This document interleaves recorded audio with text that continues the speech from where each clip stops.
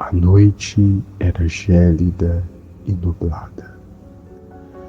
A atmosfera era de melancolia e tensão. Um homem de olhos verdes claros, estatura alta e cabelo preto estava dirigindo loucamente um carro. O silêncio que começara a predominar nas ruas da cidade foi rompido pelo típico som de um automóvel em movimento. Podia-se ouvir o reconhecível barulho dos pneus derrapando no solo. O motorista dirigia de forma descontrolada. Parecia que ele estava fora de si. Tudo isso por conta de bebida alcoólica, consumida ao excesso. A velocidade do carro não abaixava.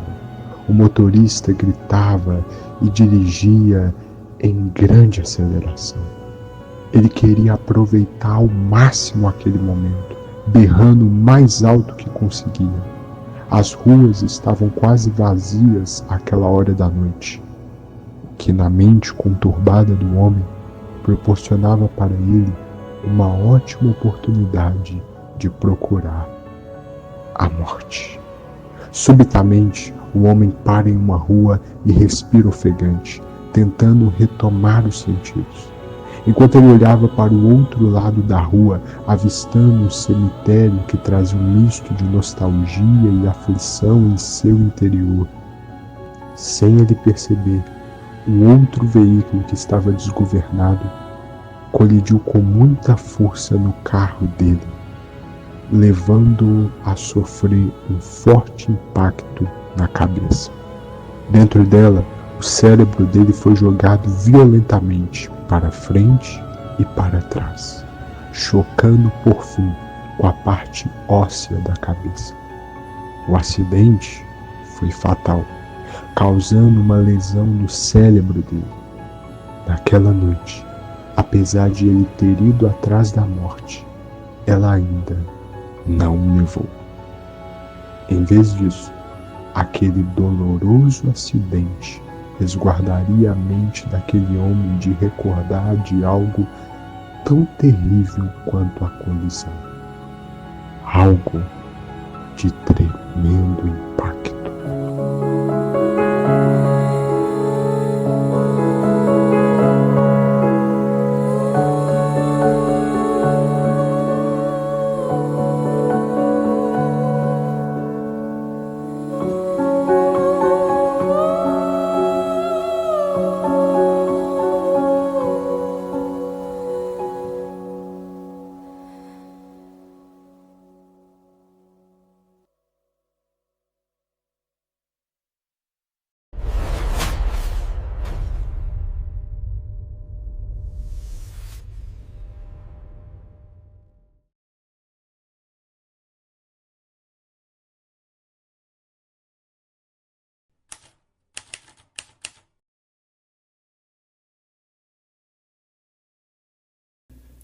Em uma noite típica de inverno, o detetive Arthur Holmes decidiu fazer uma breve visita ao seu amigo cientista Robert Newton, um homem de 45 anos, ao qual o conhecia há muito tempo. Robert sempre fora um cara animado e com a mente repleta de ideias e imaginações no que diz respeito ao campo científico. Ele frequentemente estava estudando algo no universo da ciência e tecnologia, e sempre desejando que a sua invenção que estava em andamento desse muito certo, sendo, de alguma forma, um instrumento que servisse como reconhecimento de avanço tecnológico e científico. Ouviu-se 2 toques na porta. Robert responde em tom alto enquanto coloca um objeto na mesa. Já vai! Ao abrir a porta, os amigos se cumprimentam. Robert, Arthur! E depois se abraçaram calorosamente, fruto do grande laço de amizade que possuíam um com o outro. Ao adentrar na casa, Arthur se senta no sofá, com os pés firmes no chão e em uma postura de autoridade e confiança. Robert, com o cabelo desgrenhado e vestido de jaleco branco, pergunta a seu amigo: aceita um chá, café, suco? Me conceda um chá, por favor. Arthur dá um leve sorriso. Robert diz em tom animado. Certo, certo, amigo. E então? Robert caminha até a cozinha para despejar uma boa quantia de chá em 2 xícaras. Após isso, ele prossegue. Algum caso misterioso? Arthur suspira e lança um olhar para o amigo. Sim, Robert. Um caso de 3 assassinatos ocorridos em uma casa na árvore. Robert anda até chegar próximo ao amigo, oferecendo a ele uma xícara de chá. Após o detetive aceitar, o cientista se senta em uma poltrona e, com um olhar preocupante, pergunta com entusiasmo. E como vai a investigação do caso, amigo? Um tanto difícil. Um instante de silêncio enquanto o detetive saboreia um gole do chá de sua preferência. É um caso que me lembra de uma história curta. Um homem encontra-se com um mágico de rua. O mágico chega para o homem e diz: Ei, amigo, deixe-me te mostrar meus truques de mágica. Ao que o homem curioso replica: Pois então mostra-me. O mágico se prepara enquanto o sujeito o esquadrinha. O pasmoso pega uma moeda e mostra para o homem. Logo em seguida, ele faz movimentos rápidos com as mãos e, de repente, olha. Onde está a moeda? Pergunta o mágico, mostrando as mãos abertas e estendidas para o sujeito. O homem, em sua ingenuidade, fica boquiaberto e de olhos esbugalhados. Por fim, ele indaga: Como você fez isso? E o mágico, ao invés de ter dito que o mágico nunca revela seus truques, simplesmente arrematou: Um mágico sempre surpreende, porque os truques estão nos detalhes. Uma breve pausa, depois Arthur volta a dizer: Entende, Robert? O caso está aproximadamente assim. O assassino não deixou rastros claros, mas detalhes enigmáticos. Robert, com os olhos fixos no amigo, expressa com curiosidade: Onde você leu essa história? O detetive sorri: Eu li hoje em um livro. Estupendo! Prendeu minha atenção, mas tenho certeza de uma coisa. O cientista fixa os olhos em seu amigo. Você irá desvendar rápido esse mistério, porque um detetive sempre analisa os detalhes. Arthur balança positivamente a cabeça, olha para o relógio e articula, se levantando do sofá. Robert, eu preciso ir agora. Foi muito bom conversar com você. Igualmente, amigo. Ah! Robert arregala os olhos, se lembrando de algo. Quero te mostrar uma coisa. O que é? Me dê um minuto. Apenas um minuto. Robert se vira e vai até o seu escritório, que fica próximo da sala. Ele retorna sorrindo, segurando um relógio na mão. Quer me mostrar um relógio? Questiona Arthur. Não é apenas um relógio. O cientista se aproxima do detetive e diz, estendendo o objeto para o amigo: Veja, a interface dele é diferente dos relógios do mercado. Ele possui essas 4 barras destacadas na tela, sendo as 3 primeiras referindo-se à data e a última, a hora. Mas por que você o configurou assim? Com olhos arregalados e voz exultante, o cientista fala: Porque esse relógio será o relógio do tempo, Arthur. Trata-se de um aparelho programado para possibilitar a transposição de um indivíduo entre diferentes pontos do espaço-tempo. Sua estrutura foi desenvolvida para cumprir essa função. Ao inserir a data e hora para viajar no tempo, o mecanismo realiza o deslocamento temporal, seja para o futuro ou até mesmo para o passado. Depois de 1 hora no destino temporal, ele automaticamente fará o indivíduo voltar ao espaço-tempo atual. Ou, se preferir, esse botão poderá ser acionado manualmente, disse o cientista apontando com o dedo para o botão citado, permitindo o retorno imediato ao presente de onde partiu. Arthur examina o objeto com certa dúvida no olhar e profere: Espero que dê certo, Robert, porque para mim, viajar no tempo é somente em histórias de ficção, como em De Volta para o Futuro.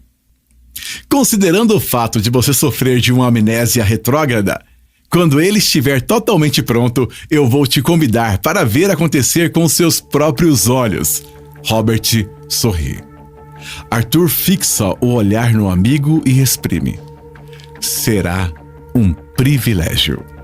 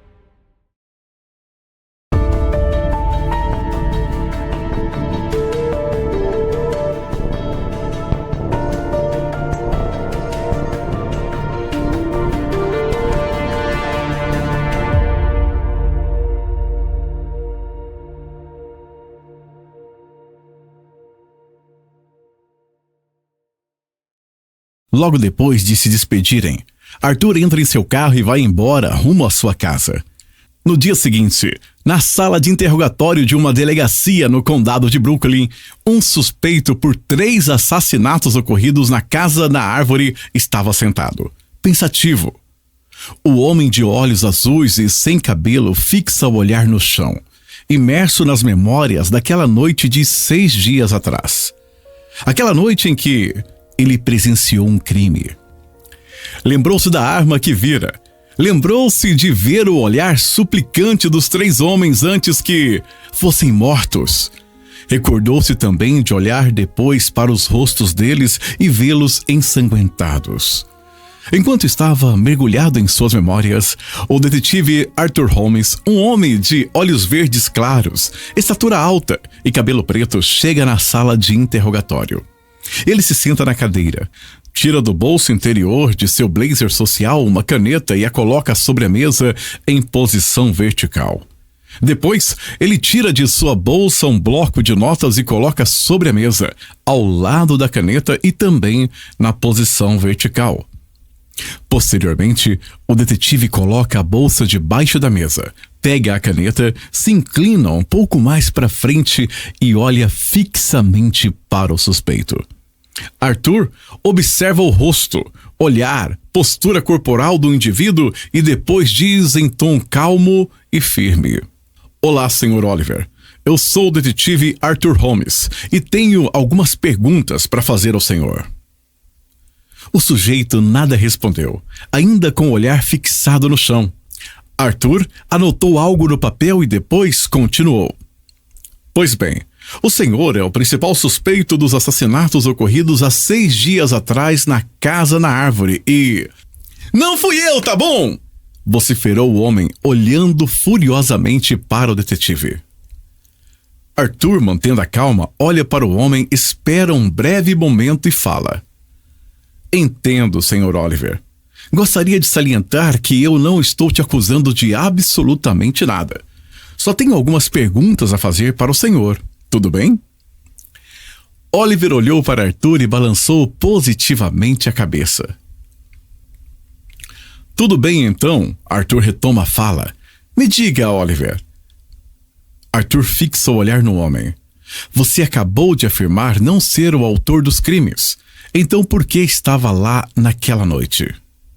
O homem suspira, fixa o olhar no detetive e com um pesar na voz articula: Um homem que eu não sei quem é, e muito menos sei descrevê-los, pois estava mascarado. Apareceu na casa de meus amigos, que eram irmãos, nos violentou e nos sequestrou. Ele nos levou até a Casa na Árvore. Um instante de silêncio. E lá ele matou meus 2 amigos. Um breve momento de pausa. Ele me deixou viver e por isso saí dali e depois corri. Oliver fala, em certos momentos, desviando o olhar do detetive. Arthur suspira, anota algo e prossegue. Sabia que seus amigos estavam sendo ameaçados por alguém? Não sei ao certo. Eles cometeram algum delito que poderia levar alguém a fazer isso? Oliver pondera um pouco e, por fim, responde: Não sei ao certo, eles eram policiais, então creio que não se envolveram em algo ilícito. Arthur faz anotações. Depois pergunta, mantendo o tom calmo e firme para o suspeito: Me diga, Sr. Oliver.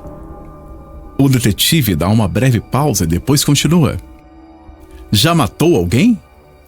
Oliver fixa os olhos arregalados no detetive e responde em tom elevado: Mas é claro que não! Eu nunca sequer usei armas! Eu não mataria meus amigos! Entendeu?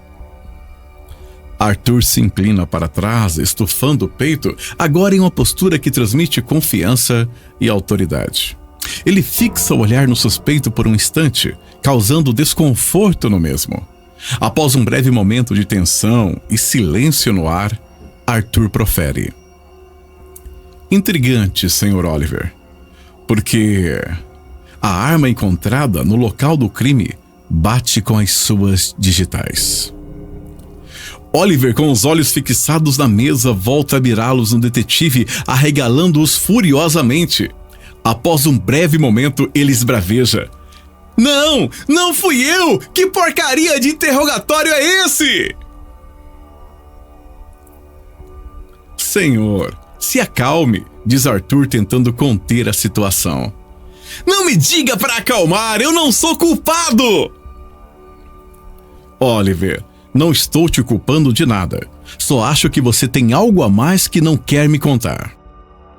O clima de tensão se instaura novamente no ar. Oliver tenta se abonançar, respira fundo, olha para o detetive. Após um instante, ele encerra: Não quero continuar! Chega!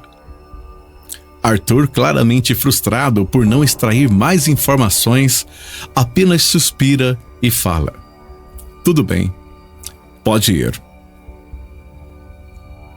O homem se levanta e começa a andar em direção à porta da sala, saindo da mesma e fechando violentamente a porta logo em seguida.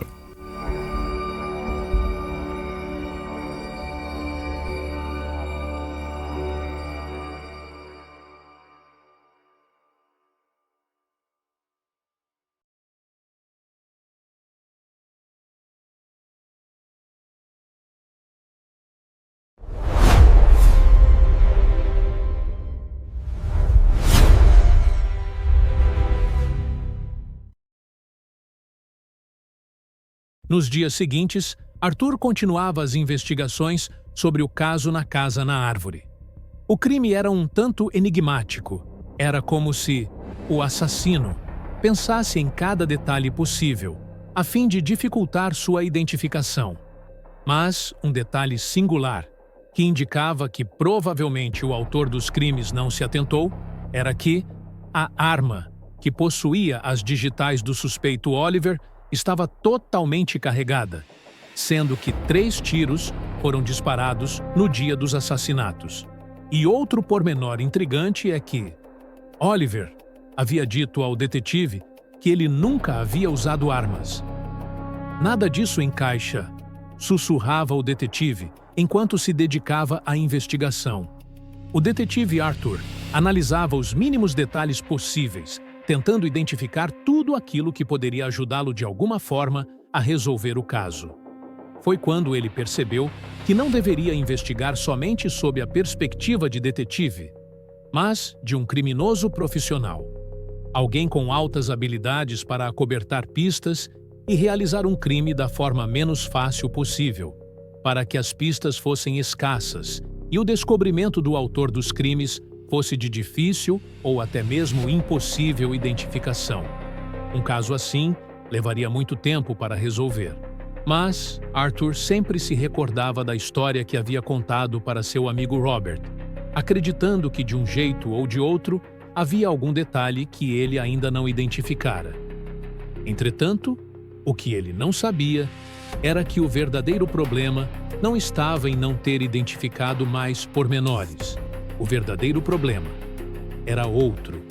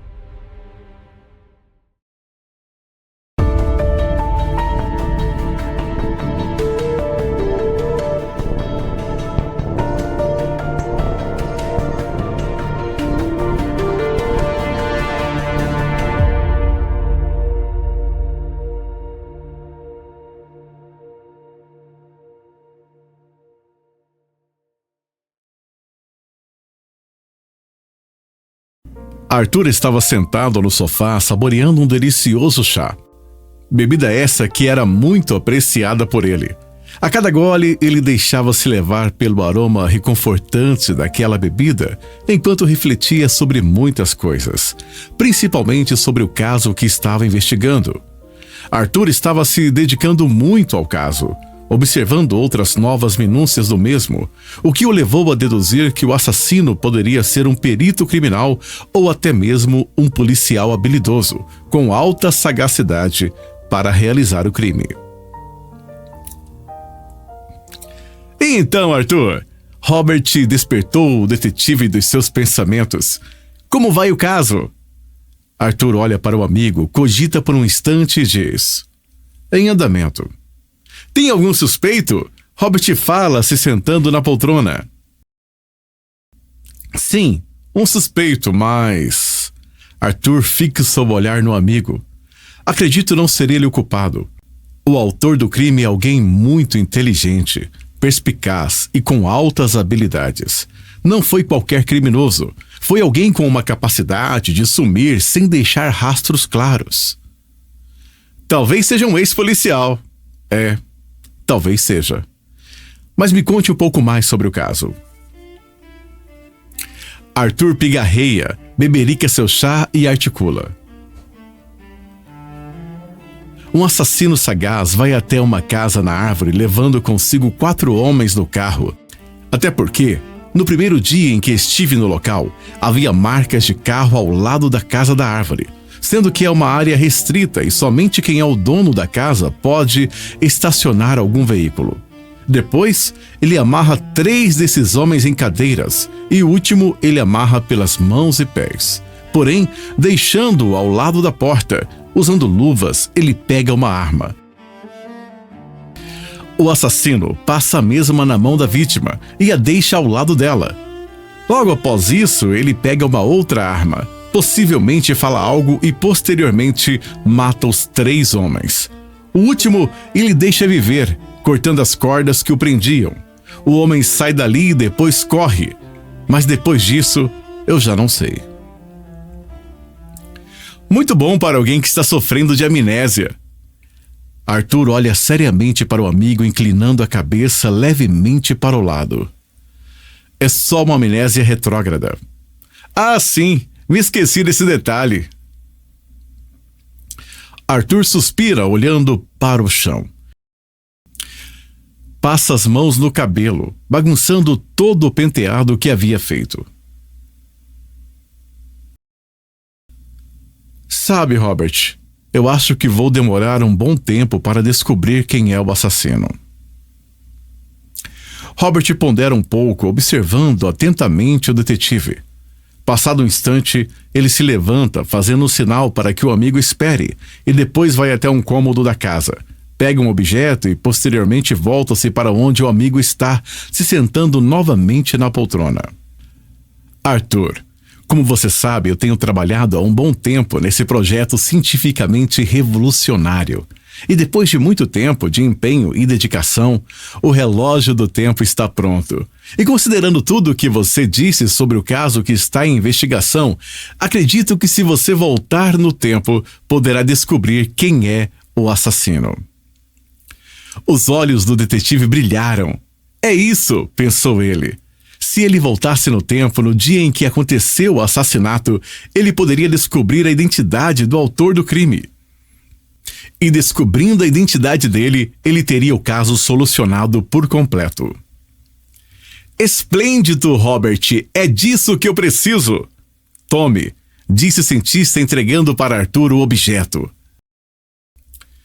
É só colocar dia, mês, ano, hora, clicar nesse botão do lado direito e está feito. Sim!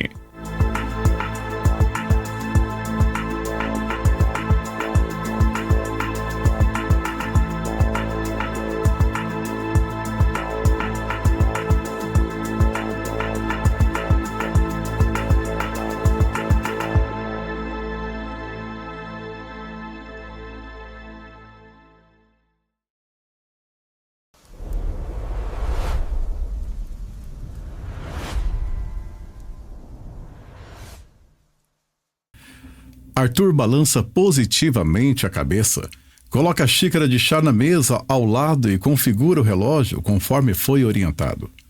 Após colocar as informações, passado um breve momento, ele começa a ver um clarão. A luz estava cada vez mais intensa, ao ponto de Arthur tampar os olhos com a mão. Ele começou a se sentir fora do corpo. Era como se ele estivesse voando,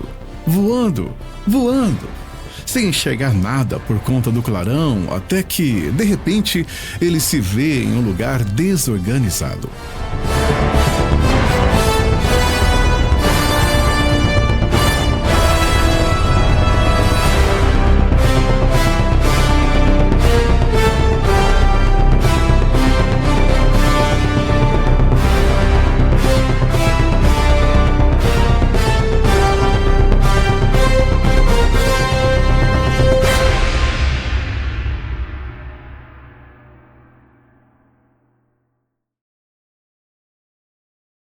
A visão fica turva.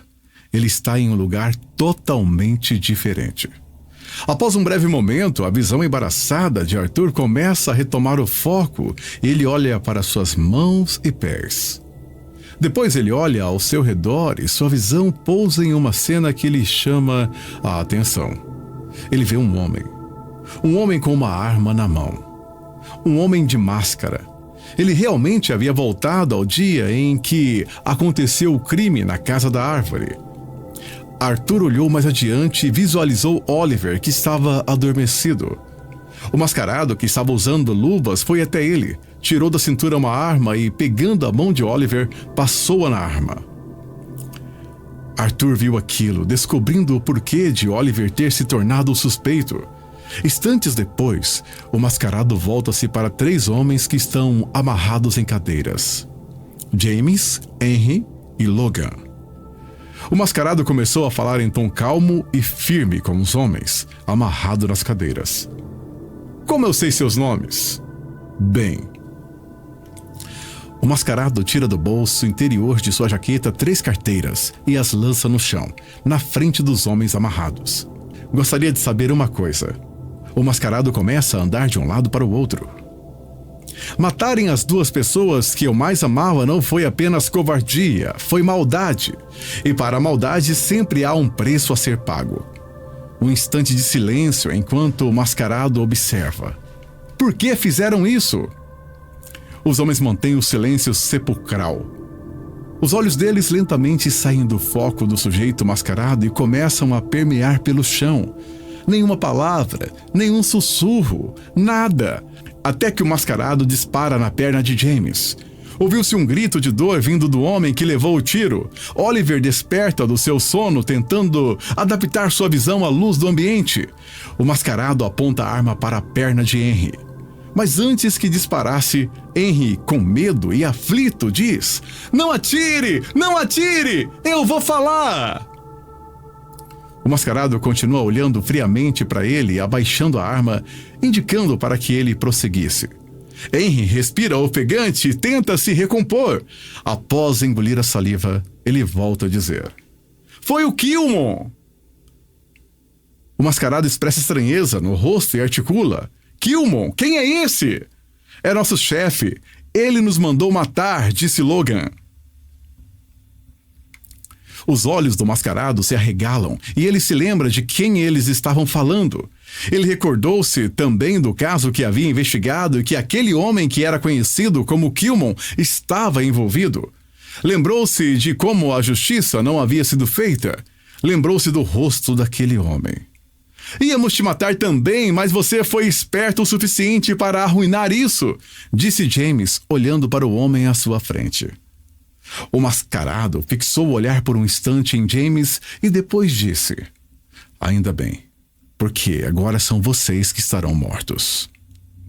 Após proferir essas palavras, os homens suplicavam para que não fossem mortos e diziam que estavam arrependidos. Mas o mascarado, desconsiderando o que eles disseram, olhou com frieza para aqueles 3 homens e apontou a arma para a cabeça de cada um deles. Quando ia disparar, Arthur correu até o homem e tentou empurrá-lo, mas não foi possível. Ele não podia alterar nada. O que estava feito, estava feito. Naquela viagem do tempo mental, ele não tinha capacidade de alterar nada. Todo o esforço do detetive era inútil. O mascarado não sentia nada, ele continuava em sua postura. Então, sem hesitar, aquele homem atirou nos 3 indivíduos, levando-os à morte. Arthur viu aquilo querendo impedir aquele acontecimento, mas nenhum empenho alteraria o que ocorreu. Posteriormente, Arthur viu o assassino libertar Oliver, cortando as cordas que o prendiam, e disse: "Vá." O detetive podia ver que Oliver estava aflito e com medo, por isso, rapidamente, ele saiu dali, descendo as escadas da casa. Arthur continuou a observar o assassino. O assassino olhou por mais alguns instantes os homens mortos ali e logo após, colocando a arma na cintura, ele começou a descer as escadas. Arthur seguiu o criminoso, vendo rapidamente a arma com as digitais de Oliver que estava no chão. O detetive seguiu o criminoso até seu carro e o viu entrar no mesmo. Arthur atravessou a porta do carro como se fosse um ser sobrenatural e se sentou no banco do passageiro ao lado do motorista. Então, o detetive viu o homem tirar a máscara e jogá-la na parte de trás do automóvel. Finalmente, Arthur descobriu quem era o criminoso. Quando o detetive olhou para o rosto do assassino, ele ficou perplexo. Os olhos dele se arregalaram. Arthur ficou boquiaberto, não sabia o que dizer. Ele estava totalmente surpreendido por ver quem era o autor dos assassinatos. O coração dele começou a palpitar. O assassino, para sua surpresa, não era ninguém menos do que ele, Arthur Holmes, o detetive no condado de Brooklyn. Arthur ficou de olhos esbugalhados por tamanha surpresa. Como pode ser? Pensou ele. Então Arthur viu ele mesmo pegando no banco de trás do carro uma caixa contendo 21 unidades de bebida alcoólica. Depois ele observou ele mesmo naquela noite tomar todas as garrafas. Após satisfazer seu desejo que tinha pela bebida, o motorista começou a dirigir loucamente em alta velocidade. O silêncio que começara a predominar nas ruas da cidade foi rompido pelo típico som de um automóvel em movimento. Podia-se ouvir o reconhecível barulho dos pneus derrapando no solo. Arthur observava a ele mesmo, totalmente atônito. Subitamente, o homem para em uma rua e respira, ofegante, tentando retomar os sentidos. Enquanto ele olhava para o outro lado da rua, avistando um cemitério que trazia um misto de nostalgia e aflição em seu interior, ele, sem perceber, um outro veículo que estava desgovernado colidiu com muita força no carro preto daquele homem, fazendo com que ele sofresse um forte impacto na cabeça. Dentro dela, o cérebro do homem foi jogado violentamente para frente e para trás, chocando-se, por fim, com a parte óssea da cabeça. O acidente foi grave, causando uma lesão no cérebro dele. Arthur viu tudo aquilo sem sofrer nada, pois seu corpo não estava ali, mas sim sua mente que estava vendo aquelas cenas que ele havia perdido ao ter sofrido o impacto na cabeça, por ter causado nele uma amnésia retrógrada. Arthur atravessa a porta do carro, anda alguns passos e se vê ali, imóvel. Ele não se vê mais como apenas um detetive, mas como um assassino, um criminoso, após ter perdido sua família. Lágrimas começam a rolar em seu rosto enquanto ele olhou para o cemitério. Seus olhos refletiam a tristeza predominantemente presente em seu interior. Ele se põe a correr. Ele corre até chegar ao cemitério. Ele começa a passar por entre várias lápides e túmulos. Seus olhos passavam rapidamente pelas lápides a fim de visualizar o nome de sua esposa e filha. Ele procura, até que ele vê. Lá estava o nome de sua esposa exposto na lápide. Ao lado do túmulo dela estava outro, onde estava enterrada a sua filha. Arthur se ajoelha em frente ao túmulo de sua falecida companheira. Ele olha tristemente para a lápide e começa a passar a mão suavemente nela. De repente, ele começa a chorar descontroladamente. Arthur solta um grito de angústia, seguido de lágrimas escorrendo pelo seu rosto novamente. Após alguns minutos, ele se levanta e caminha pelo cemitério rumo à saída do mesmo. Ele olha relutantemente para frente e avista o seu carro deplorável. O seu desejo nesse momento era o mesmo que ele teve naquela noite em que aconteceu o crime: acabar com tudo. Ele para de andar, depois olha para o relógio do tempo. Ele fecha os olhos, suspira e ativa um botão do relógio.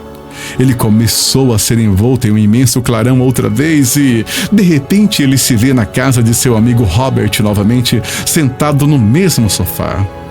Ainda atônito, ele fixa o olhar no chão e imerge em seus pensamentos sobre um antigo caso criminal. Seus olhos revelavam tamanha admiração e, ao mesmo tempo, tristeza. Ele franze a testa e sua expressão facial é de tamanha ira. Está tudo bem, Arthur? Descobriu o assassino? Arthur fixa o olhar em Robert, suspira e, com um sorriso forçado, fala: Sim, eu descobri, Robert. Diz Arthur, colocando o relógio do tempo na mesa ao lado, se levantando e andando até chegar à porta da casa. Que bom, amigo! E quem é? Arthur para de andar, pondera um pouco e vira o rosto para olhar para o cientista. Seus olhos expressam frieza e desejo por justiça. Por fim ele diz: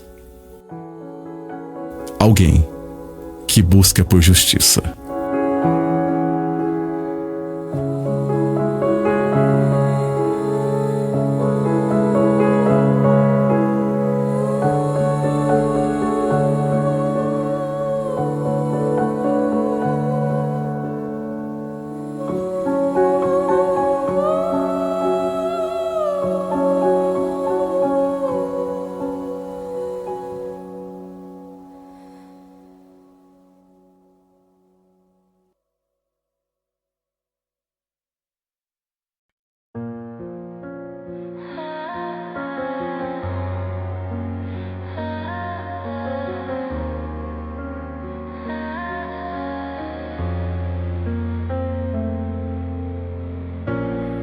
I wear the silence like a stain. Every word I spoke feels staged. I kissed the truth and turned away. Now the mirror knows my name, and the weight keeps pressing down. Every shadow pulls me out. I can't breathe beneath this lie, but I can't tell you why. So guilty, it's written in my eyes. Every touch burns, every heartbeat lies. So guilty, I can't erase the proof. I'm drowning in the space between me and you. You see the outline, not the sin. The cracks are deeper than my skin. I smile to keep the dark inside, but my soul won't let me hide. And the truth is razor thin, cuts me deeper from within. If I told you what I've done, you would never trust me. So guilty, it's written in my eyes. Every touch burns, every heartbeat lies. So guilty, I can't erase the proof. I'm drowning in the space between me and you. I beg forgiveness in the dark, but my confession falls apart. You deserve the truth I fear, but I can't let you hear. I'm guilty, I'm guilty, and it's killing me. So guilty, it's carved into my bones. Every secret bleeds, but I'm still alone. So guilty, I